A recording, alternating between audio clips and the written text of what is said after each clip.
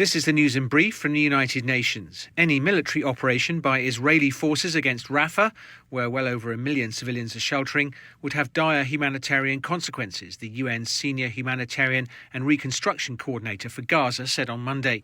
Sigrid Kaag was speaking to reporters after briefing the European Council of Foreign Ministers on the efforts she's leading to expedite aid into the Strip and negotiations over a mechanism to monitor life-saving supplies. She said ministers expressed strong support for the humanitarian work being done by the UN and partners on the ground.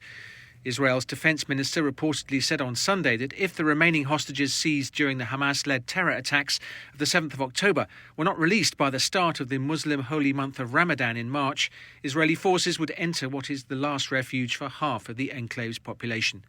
Ms. Kaag said any extension of operations into Rafah would be disastrous for innocent civilians. The potential consequences of such an operation at present time would be disastrous. There are more than 1 million people crammed in Rafah.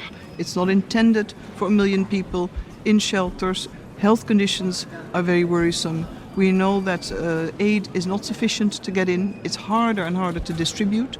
We also have to acknowledge the fact that the security conditions, separate from military operations, due to what is called self-distribution by desperate civilians, but also looting and criminalization, is hampering efforts by the humanitarian community, UN and international or local NGOs, to deliver assistance to the people that actually need it. It is deeply, deeply troubling. At least 25 million people are struggling with soaring rates of hunger and malnutrition as the crisis arising from the war in Sudan sends shockwaves around the region, the UN World Food Programme, WFP, warned on Monday.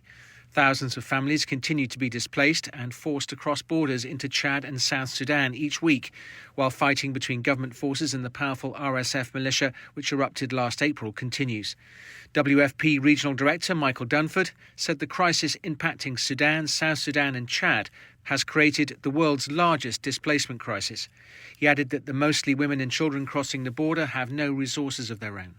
There are 18 million acutely food insecure people within the country, and around 3.8 million Sudanese children under 5 are malnourished. Most are trapped in areas of active fighting where WFP and other aid agencies are struggling to maintain consistent access. And staying in the region, South Sudan's leaders must carefully navigate the period of transition towards durable peace, preventing further violence and gross human rights violations, the UN Commission on Human Rights in South Sudan said on Monday.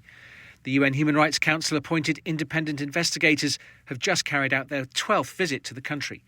Yasmin Souka, chairperson of the commission, said it was essential for Juba to create a unified national army and transitional justice processes to deal with the root causes of the conflict. Our investigations have found that the violence and gross human rights violations continue with impunity, with women and children being the main target of these crimes, she said.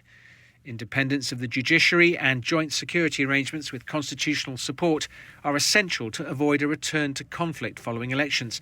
She noted that with elections due to happen next December, none of the processes agreed under the 2018 revitalised agreement were even close to completion. Matt Wells, UN News.